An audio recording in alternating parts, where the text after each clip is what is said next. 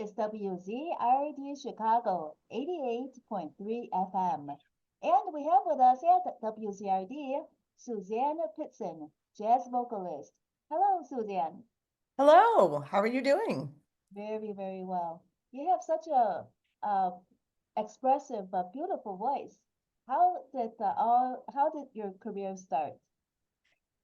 Well, that's a pretty that's a pretty involved question. Um, I grew up in a musical family and I started piano lessons when I was 8. And it was with a classical piano teacher.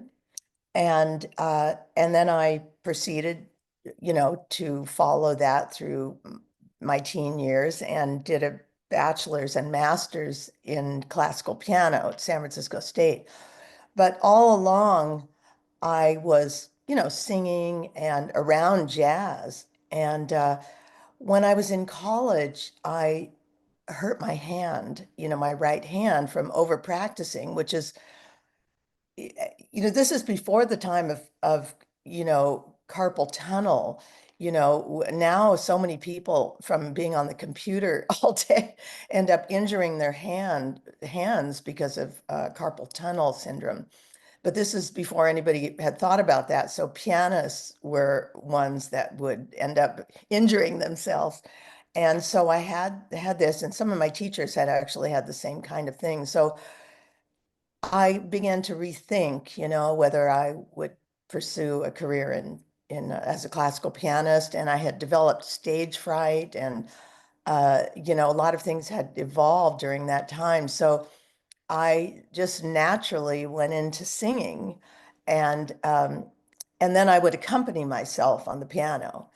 And so I started singing, and my mother had been an amateur singer, and my aunt and uncle were jazz musicians in Los Angeles.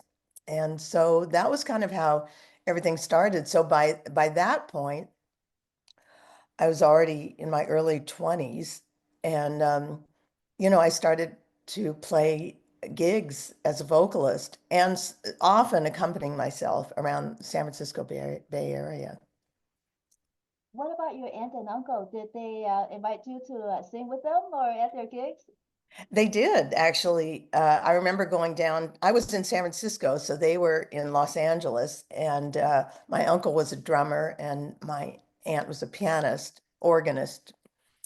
And she had played since she was 15 years old. I mean, she had played as a child, starting with her father's band, and then she became professional from a very young age and played. That was her job throughout her life. So that was kind of my model. I thought, can I just do this for my life? But I seemed to have more, uh, my career path was a little more rocky than hers.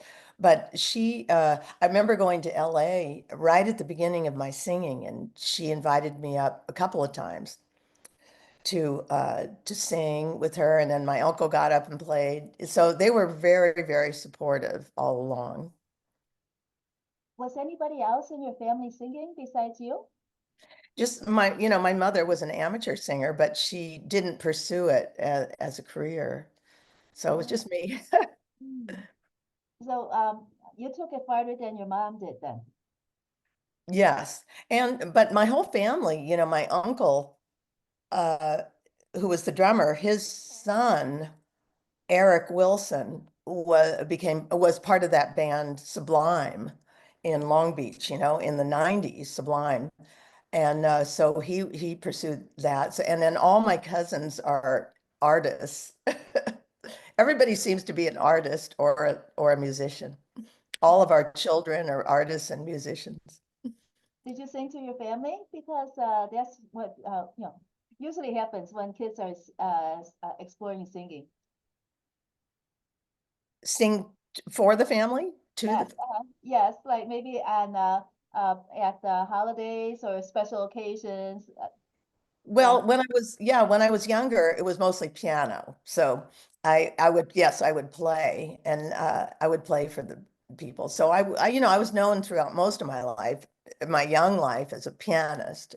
uh, And then as I got older, though, when I started singing and I had the hand injury, I yes, I would take every opportunity to sing for people and sing and play and develop my repertoire and, you know. Did you have any stage fright during singing? Yes. Yes, you know, I'm a shy person by nature. Uh, you kind of wouldn't know it now, but I was very shy, you know, as a child. I was kind of a loner, and and then a shy adult, and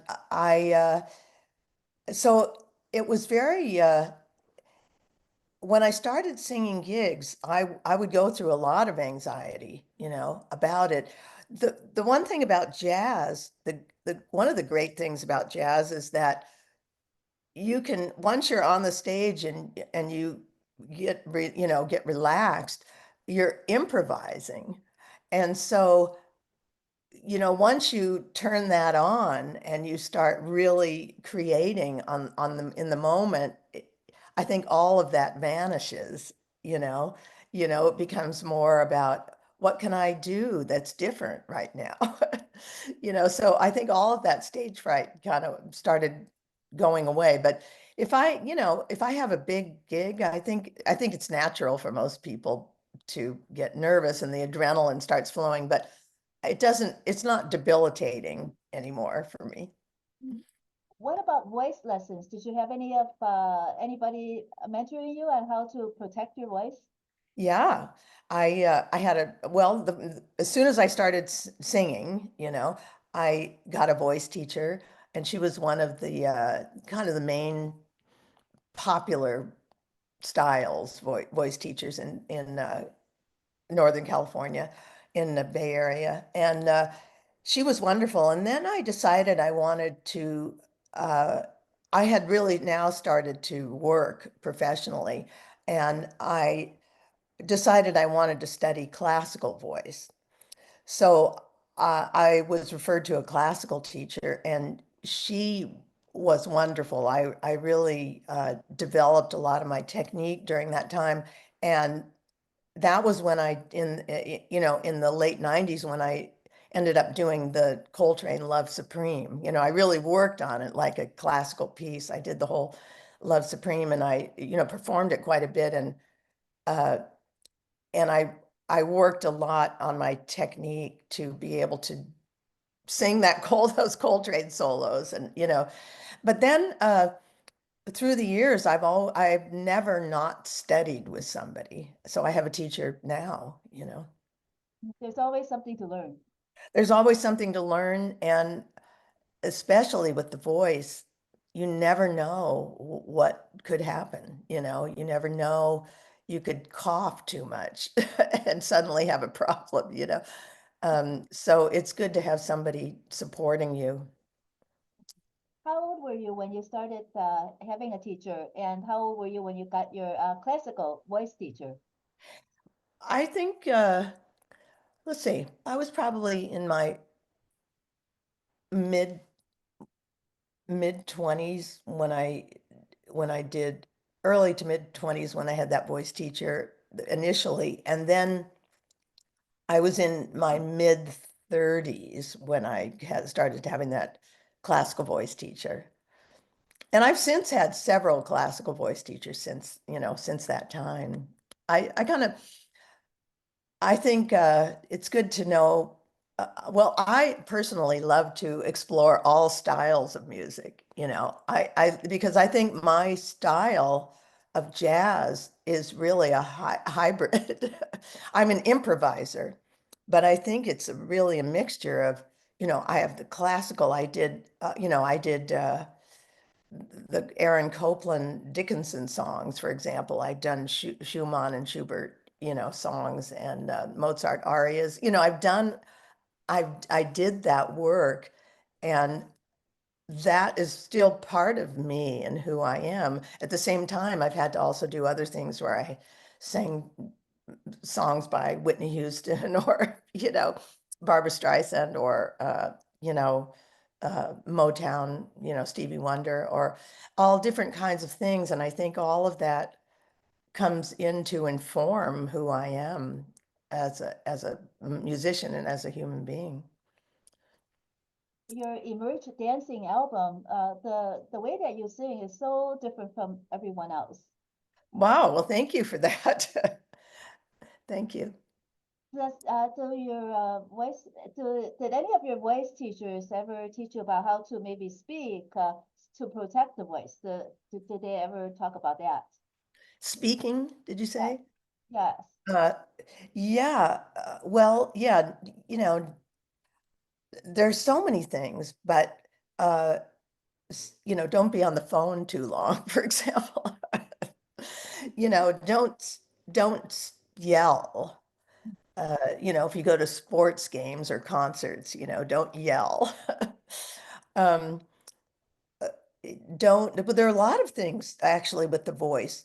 Ibuprofen and aspirin can be a blood thinner, and then you can injure your vocal cords if you sing while taking those, you know.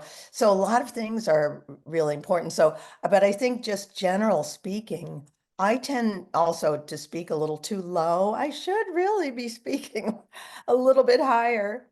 Um, to protect my voice, but I'm pretty careful. I always warm up before I sing.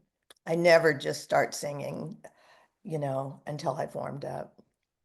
That sounds like warming up before exercising, like That's stretching right. before exercising. Yes, that's absolutely correct. Yeah, you can, you know, it's not a joke. You need to warm up. And you mentioned earlier about the coughing.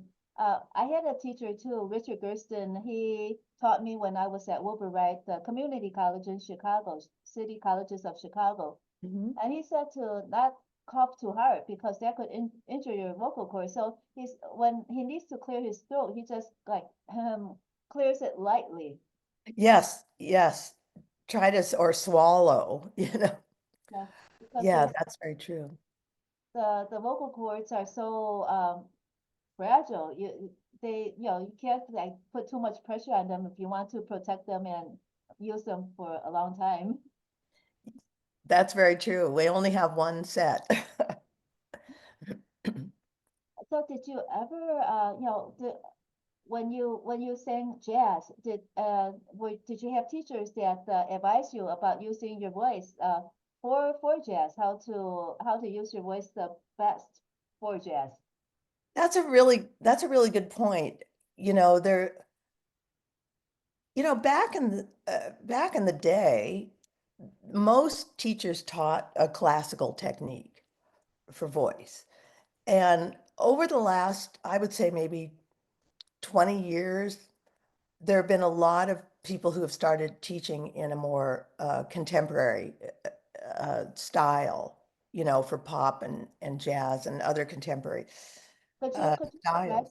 to us a little bit what you meant by classical and what you mean by contemporary? Because I think that most of our listeners are not aware of a lot of things that you know and some of the things that I know too. Sure, without getting too technical, um, you know, classical, I think a lot of the way that classical teachers have taught, you know, with imagery and really more of a, you know, using your breath support and really uh, focusing on the you know, the classical repertoire of Are you talking using about your full range. are you talking about like singing in the mask, that kind of imagery? Well, more like, you know, smell a rose, you know, what if you smell a rose or, you know, certain images. And I think what has happened, has evolved in singing over the last, I don't know, 20 years, probably more than that, is more of a functional way of singing. Like, this is what happens when you take a breath. This is what happens when you move through your range. This is how the larynx moves, you know, like really understanding what's going on. And also, what I found is that with the more contemporary styles, there can tends to be more of a speech-like sound that is can be used in classical singing, I think. I don't want to get too technical about it because there's no like either or really. But I think the speech level is something that is used in contemporary styles that suddenly, well, somebody like Seth Riggs, for example, in Los Angeles, he started teaching I don't know when that all started in the 90s, um, started teaching all the pop and rock singers.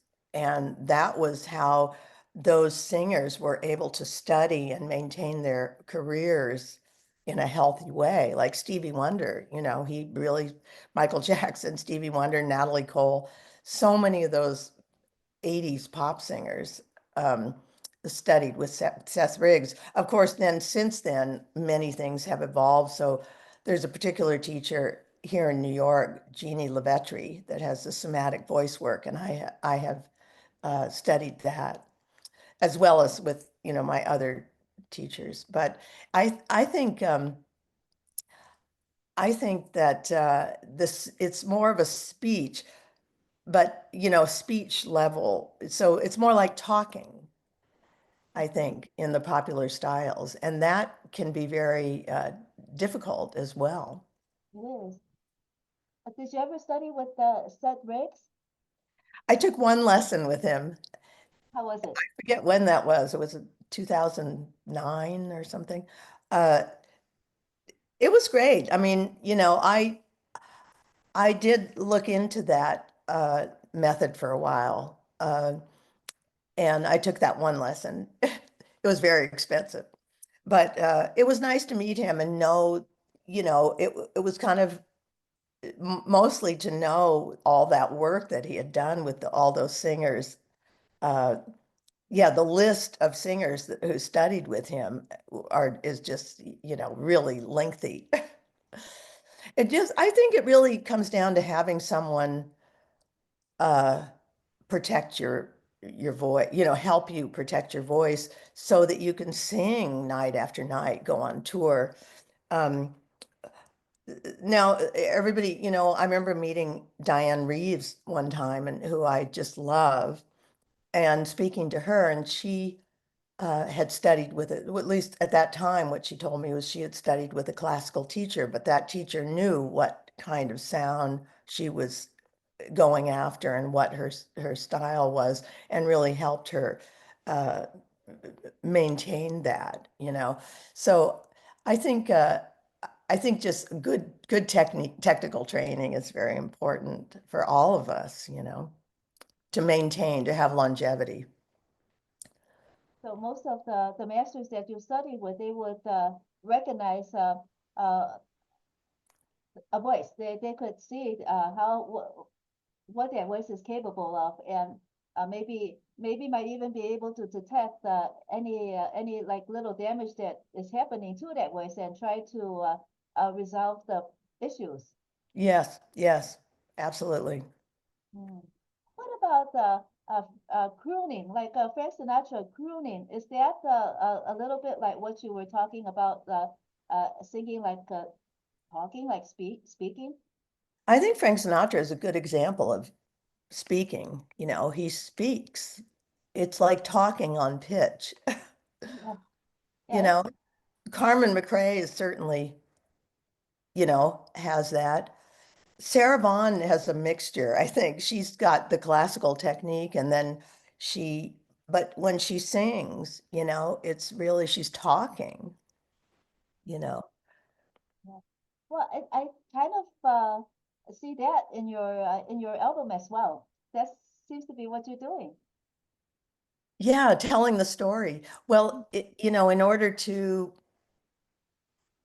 to have this text really be understandable, I think there's there are two things that happen in jazz singing, I think.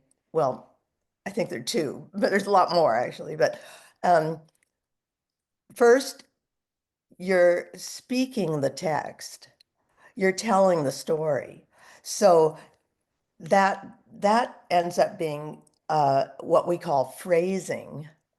So, for example, if we have, if the melody is written like, it's very clear, our love is here to stay.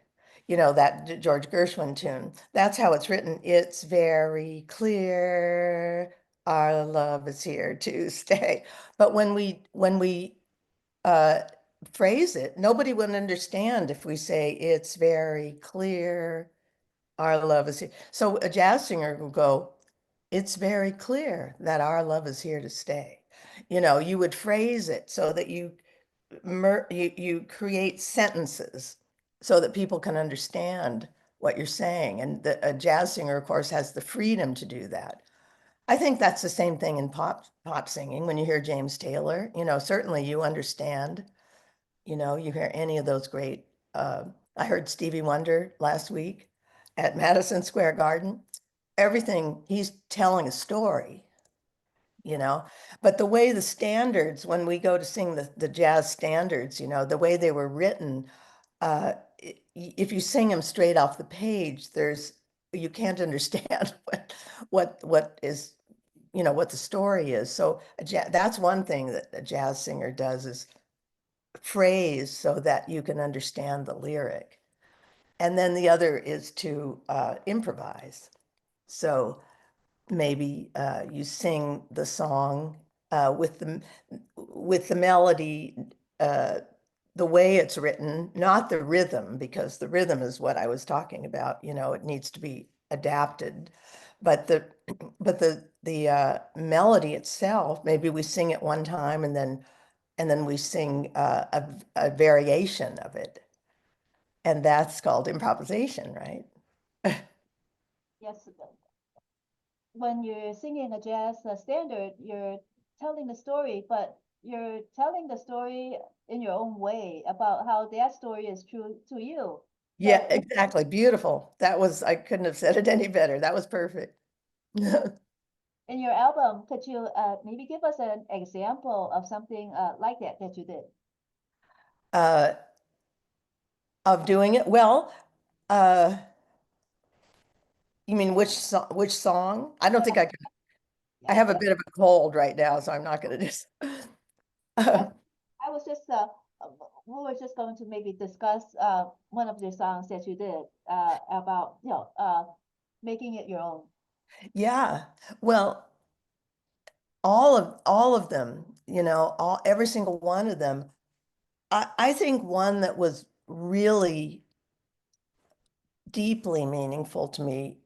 Well, there were a few, you know, but I really did. Everything on this record was something that I loved and felt was a positive emotion, you know.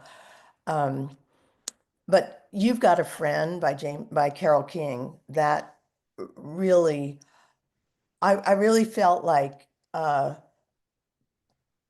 wanted to express that, you know, friendship is so important.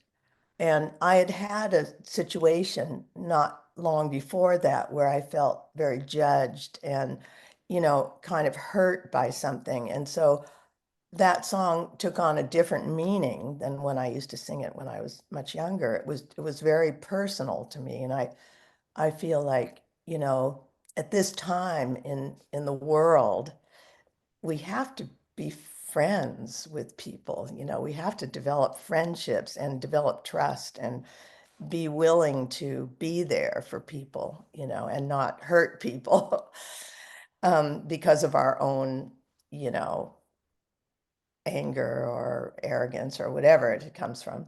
But so that really, I really feel like that tune in particular took on a different meaning for me, and it was very emotional.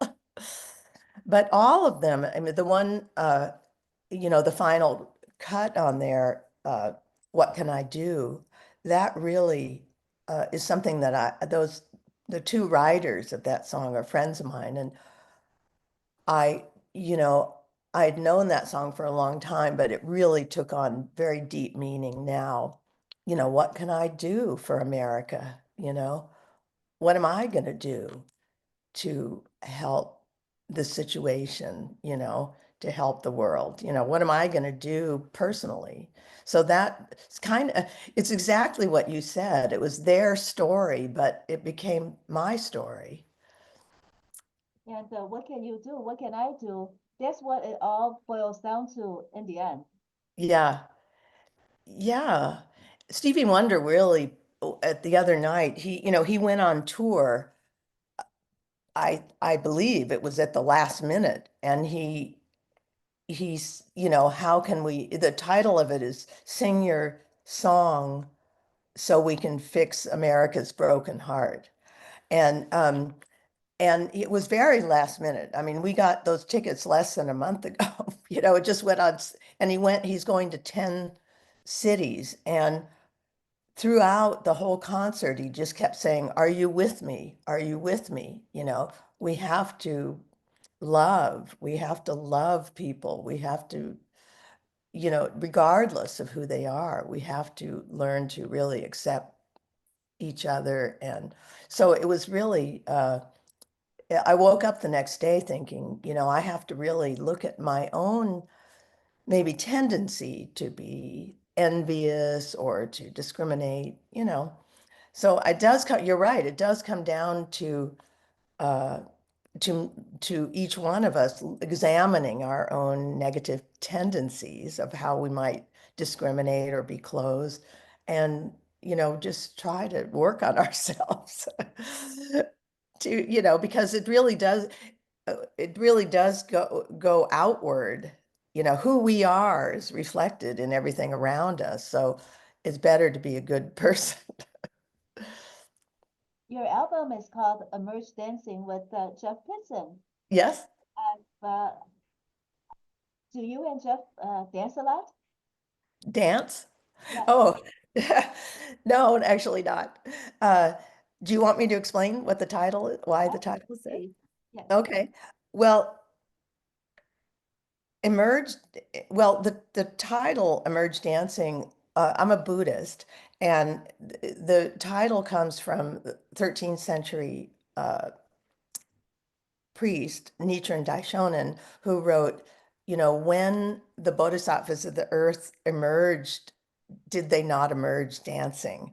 And I believe what I understand is that, you know, when we realize that we have this infinite potential in our lives, that is the greatest joy. And so that is the cause to stand up and emerge dancing and share that with others. So having gone through COVID, of course, but also having gone through a lot of, as I say in my liner notes, I had the last 10 years or so, I just was struggling with my voice. I had to have surgery to have a polyp removed. I had other things that were going on, and none of it because I was abusive to my voice. I was never abusive to it. They were just there. And so I had to deal with them. And then, of course, that affected uh, my voice. So I had to really decide what I was going to do. And, do I continue? Do I stop? What do I do? So I decided that I was going to continue. And as a Buddhist, I continued to chant every day and also really reflect on, what do I want to accomplish in my life? What do I want to contribute? Those existential questions. And so I studied with my teacher, and I, all through COVID, really practiced and practiced. And so that was why when we recorded the record, my husband said, "Why don't we call it Emerge Dancing?" Because, you came from this darkness and really created something, you know, and so it was very joyful. And I think when he said that, I realized that expressed what I was feeling. Yeah, it was, he helped you get your epiphany. Yes, yes. Yeah, that's exactly it. How many hours are you able to sing per day without actually injuring anything in your voice? I don't know. I could probably go for hours. I don't think you know, I might go for a couple hours at a stretch. Mhm. Now with my teaching schedule, I teach also at the City College of New York. So I'm also the chair of the music department there and right now. And so that's been pretty intense. But I think, I think when you drink enough wa fluids and you're not screaming, or you're really using your breath. I think, usually you don't injure yourself. The injury can come if you stop thinking about what you're doing, or you don't drink any water and then you practice for 3 or 4 hours, And but I haven't had any injuries during the last few years. So that's good. Yeah, often I wonder, the people who sing rock and roll, they're screaming and then they're like have so much pressure on their vocal cords. How does their voice survive? I know, I wondered that too. Now, on the other hand, microphones, amplification being what it is, I think some people, uh, I mean, I've done that too, singing, when on many gigs where I've had to really sing out with a loud band. And I think the main thing is to always just rely on your breath support and, making sure you're not pushing from your throat, that it's all resonance. And I think that's it. And it's really in, I don't want to say encouraging, but it is kind of encouraging that many singers are coming forward now and sharing that they had a vocal injury, or like Bon Jovi, had the surgery and has been doing rehab and had the series on TV. And it's really, I think, because for so many years people hid the vocal problems. It was a you didn't want to share that because it made people think that you didn't have good technique or you did it to yourself. And now we found out that that's not true. I didn't do anything to myself to get that polyp. I probably had a cold and I was coughing and I got it and then it was there for years and then suddenly it became a problem. But he was there. And then, of course, our dear, Celine Dion with her physical problem and the fact that she's just not giving up. And so I think, and Adele. So I think many, many people now are coming forward and talking about, you know, they've studied and studied and protected themselves, but sometimes things happen and then you need to get help. What do you teach? Well, I've been at City College now since 2005, which is when we moved from San Francisco to New York. And I was hired as assistant professor of jazz vocal studies. So in 2007, kind of a little bit of a long answer, but I created the vocal curriculum there. And then we revised it in 2012. And then so I was teaching all of the curriculum at the beginning. So I was teaching jazz vocal improvisation. I was teaching the repertoire class. I was teaching the jazz vocal ensemble. I was teaching everything. And then gradually I was able to hire some other people, to come in, and I have wonderful teachers. I have Carolyn Lenhart is one of our private teachers who, of course, has been the background singer for Steely Dan for many years, and she's one of my very favorite singers. And I have other people. Dylan Pramick is a wonderful singer who's part of a vocal group called the Royal Bobsters, and you may have heard their records. And so now now that I'm chair for the next 2 years, I'm only teaching jazz vocal improvisation because I have a new book that hopefully will be coming out next year. And a textbook for jazz vocal improvisation. And so that is the one class that I'm teaching. But I'm, together with my colleagues, we've really worked to continue to build the program. And we have lots of students coming in from all over the world. That's wonderful. Do you Yeah. have tenure? You deserve tenure with all that Yes. work. I got tenure in 2010. Yes. Congratulations. And that's wonderful. You're helping prepare the next generation of jazz vocalists. Yes. Yes, absolutely. And, really what I think an educator has a tremendous mission to create, not just create good musicians, but to help people become, really good human beings and global citizens, that can really go into the world and, create something of value. And so it's a very important mission, I believe, to be an educator. And, of course, jazz education has been going on for quite a while, and it's going on all over the world. And some things have been codified. And, there's a lot of discussion about how is that a problem, now that things have been codified. And whereas back in Charlie Parker's day, I mean, they had to figure it out, or Louis Armstrong. I mean, these geniuses figured out uh, how to create something. And of course, now we teach what they did. So, but I think it's a really good time to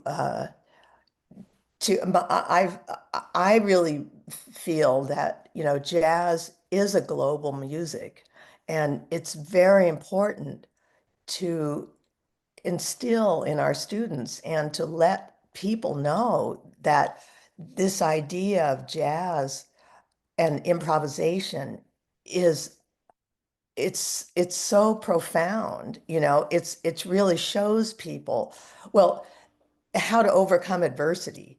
I've listened a lot to what Herbie Hancock and Wayne Shorter have talked about, with all of this, and hearing what taking away from them, I've really come to see that when we show the greatness of improvisation to people in the audience and let them know that this is a very democratic process that's happening on the stage, and it's also about overcoming adversity, because when we're improvising, we don't know where it's going, and we could get ourselves into a bind, we can get ourselves into a box, and then somehow we come out of it. We figure out how to get out of it. And what Wayne Shorter said is that's showing us how to overcome adversity, to use our wisdom, to use, our skills and our wisdom to figure out how to overcome adversity. And so as soon as I started thinking that way, that jazz is great because we need to show people the greatness of improvisation and how it teaches people this incredible skill. And the minute I started thinking that, young people started to come to my gigs. It was amazing, and they'd say, wow, that was amazing. How do you do that? How do you improvise like that? And I really feel that the way we're going to spread jazz is to just really feel the greatness of this improvisation, the process of improvisation. So that, to me, I'm not sure what the question was, but that to me is what I want to instill in our students. If they're going to continue in jazz, that they need to feel very proud that they get to do this music and to continue its legacy. I think the question was how to prepare. The work that you're doing is preparing the next generation of jazz performers. But Yeah. when you spoke about overcoming adversity and then improvisation, that also shows that uh, the whole uh, band, the singer, the band, all the performers are working, cooperating together to overcome various adversities. That's right. That's right. Together as a unit and never judging. That's what Herbie always talks about. You know, we don't judge ourselves when we improvise. We don't judge anybody else. It's a true democracy. And and then listening to each other and playing off of each other. That's part of the jazz ensemble. It's just, it's so beautiful, you know. What are the ages of your students, of the range, if you know? Yeah. Well, City College, which of course, City College of New York is a 4-year university as opposed to, like I know in California, the city colleges were 2-year, were community colleges.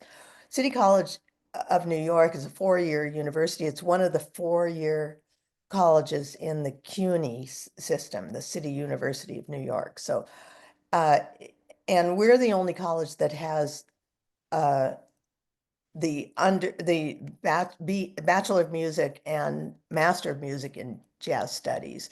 There Queens College also has a Master of Music and but in jazz and in jazz studies. But we we are historically have students from all ages. So right now, I would say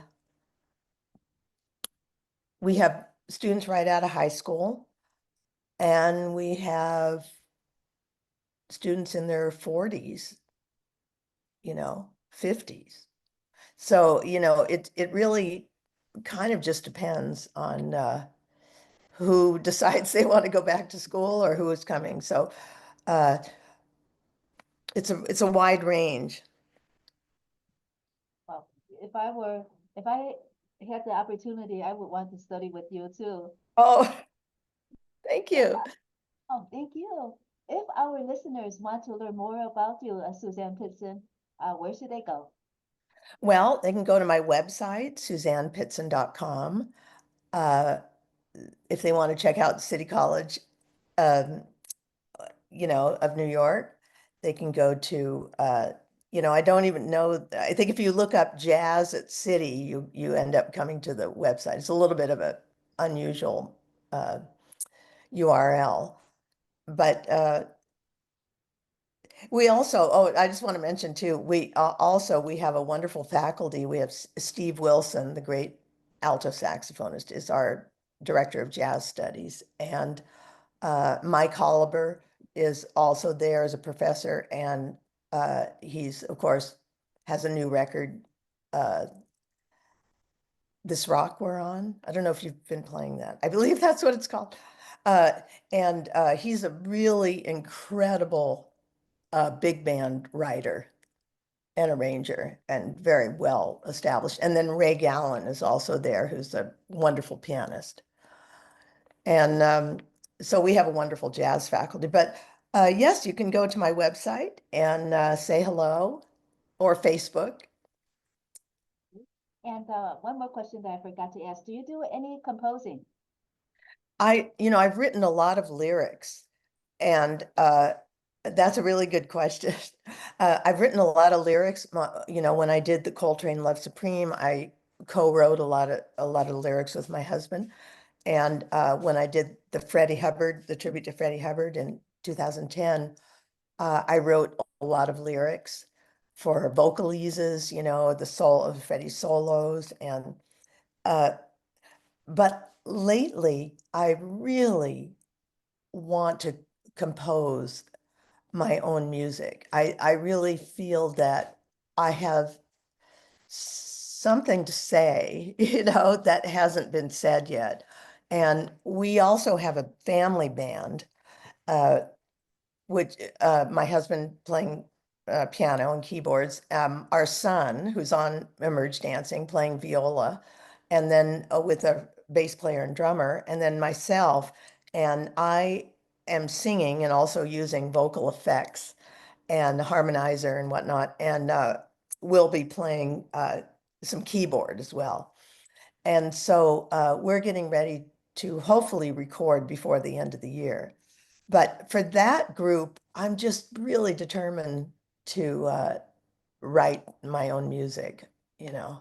So I know it seems like at this point that should flow out, but for some reason it hasn't. So so thank you for asking that. And the next time we speak, I will have written something. The pieces are coming together, and maybe there are a couple more pieces yet to go, and then it'll all come out. Yes. Thank you so much, Suzanne Pittson, for joining us at WZRD Chicago 88.3 FM today. Much luck to you, and we'll talk again soon.